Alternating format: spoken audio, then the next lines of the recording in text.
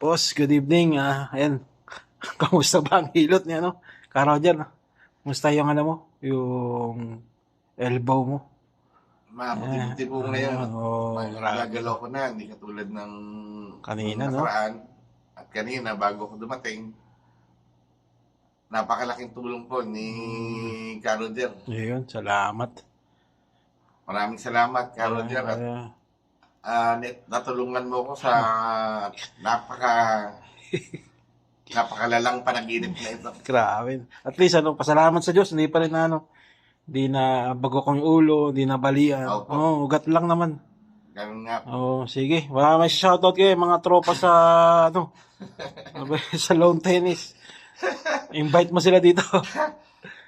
Guys, kung meron kayong mga problema sa mga pilay nyo, gusto nyo ng massage, Lahat, hilot. hilot, massage, Bone cracking, bone cracking, Dito na. punta lang kayo dito. Ayun. Napakalapit lang sa bata. Ayun, Dito kay Roger. ROJ.